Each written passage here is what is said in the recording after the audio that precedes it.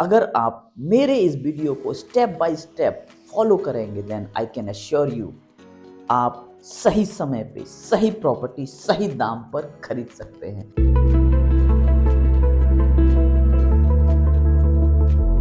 Hello friends, घर खरीदने का सपना और उसके होने का एहसास बहुत लाजवाब है, खासकर मेरे उन भाइयों के लिए जो फर्स्ट टाइम होम बायर्स हैं। दोस्तों, being a real estate consultant, हम हर दिन ऐसे क्लाइंट्स के साथ इंटरेक्शन कर रहे हैं जो फर्स्ट टाइम होम बायर्स है, जो कुछ ना कुछ चैलेंजेस को फेस कर रहा है, कुछ ना कुछ समस्याओं का सामना कर रहा है to do their first purchase. दोस्तों, आज हमने अपने रियल एस्टेट एक्सपीरियंसेस को इस वीडियो के अंदर डाला है कि कैसे फर्स्ट टाइम होम बायर्स हमारे इस वीडियो के माध्यम से कुछ सीख सके so that they can make their purchase easy.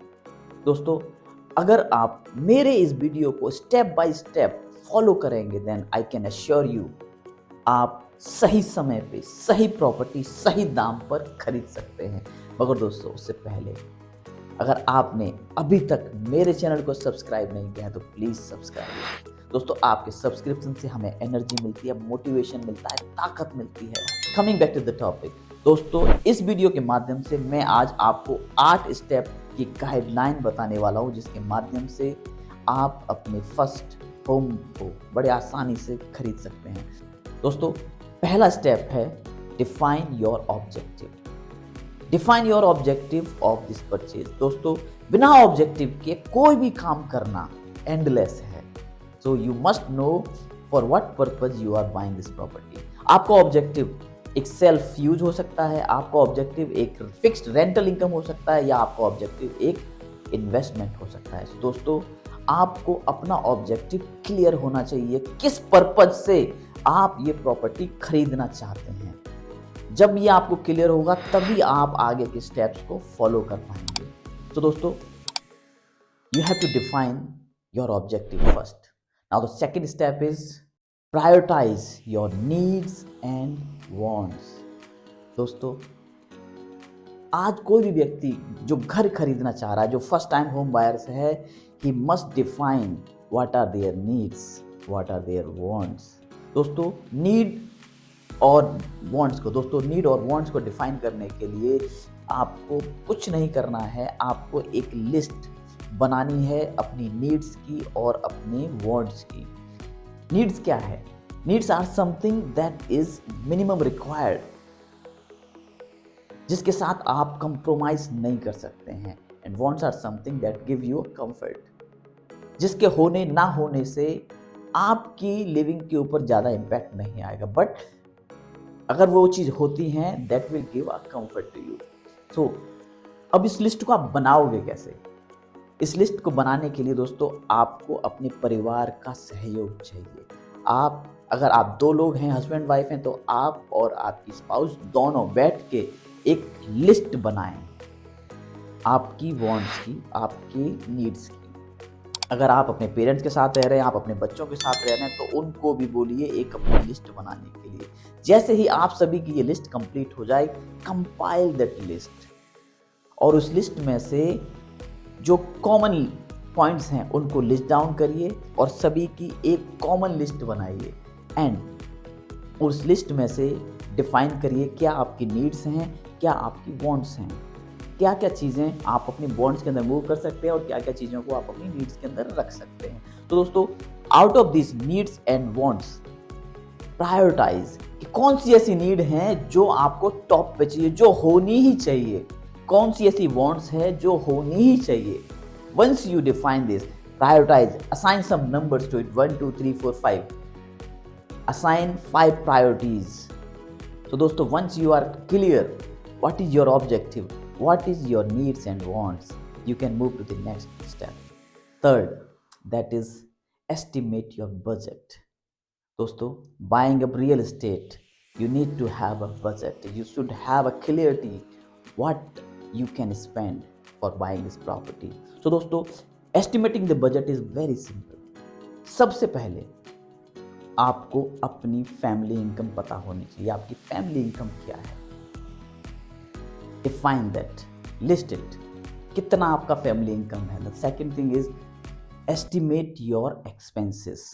Monthly expenses, आपका पेट्रोल का खर्चा कितना है, आपका राशन का खर्चा कितना है, आपके बच्चे की एजुकेशन फीस कितनी है, आपके ट्रैवल का एक्सपेंसेस कितना है, आपका लग्जरी मींस कंफर्ट का एक्सपीरियंस कितना है, आपका एंटरटेनमेंट का एक्सपेंसेस कितना है, आपके हॉलीडेज का एक्सपेंसेस कितना है।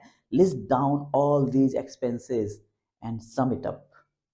दोस्तों, once you have this sum, then you can define the amount available to pay your EMI. The total income minus all the expenses is the amount that is available to pay your EMI without affecting your daily routine, without affecting your lifestyle. तो दोस्तों, ये आपका amount available है जो आप EMI के रूप में दे सकते हैं। Now the next thing is to calculate what is the loan eligibility for you. तो दोस्तों, आपको पता है आपका EMI कितना आप अफोर्ड कर सकते हैं। Just divide that EMI by 0.85, you can get the loan that you can get from the bank.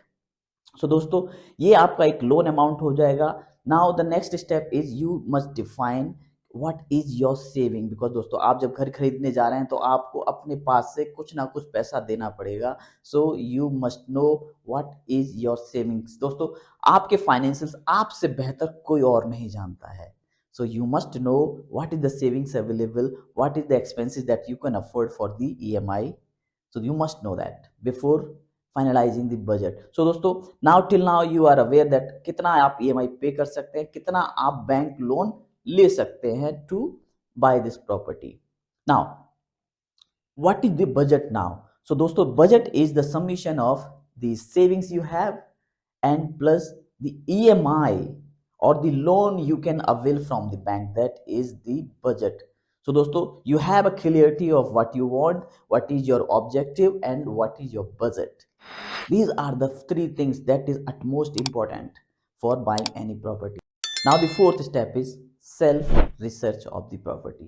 दोस्तों, self research के लिए अभी आपको क्या करना है? You have to enroll on the big portals like 99acre, housing.com और मैजिक ब्रिक।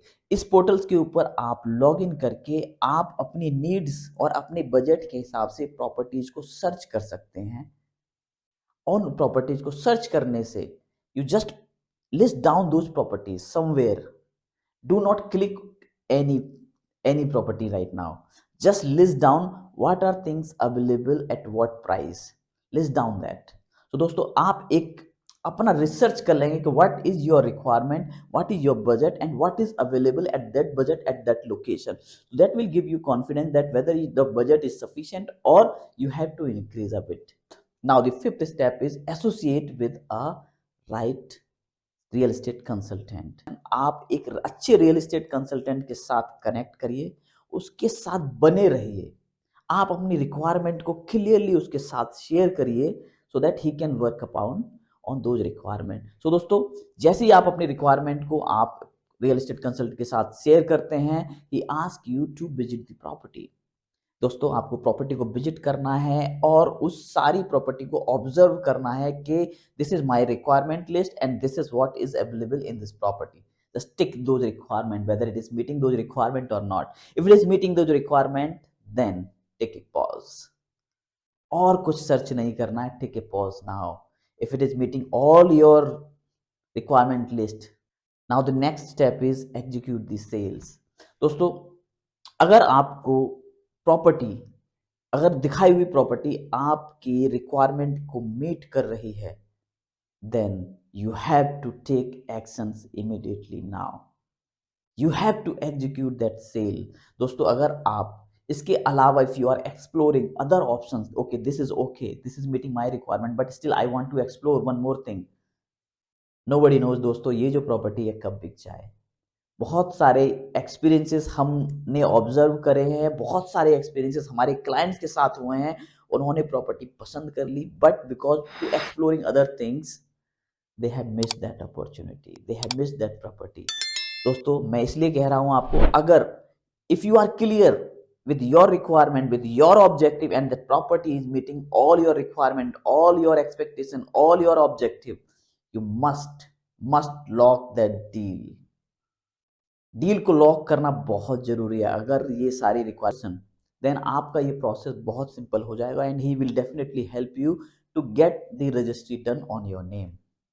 दोस्तों, now the last step is possession. दोस्तों, जैसे ही आपकी रजिस्ट्री कंप्लीट होती है, आप अपने रियल एस्टेट कंसल्टेंट की सपोर्ट से अपने इस नए घर का पोजेसन ले सकते हैं। और साथ ही अगर आपको लगता है इस घर के अंदर कुछ इंटीरियर का काम कराना है, कुछ रेनोवेशन कराना है, कुछ मॉडिफिकेशन कराना है, तो आप इस रियल एस्टेट कंसल्टेंट का भी सपोर्ट ले सकते हैं। दोस्तों, this is a step by step approach for buying a first time home.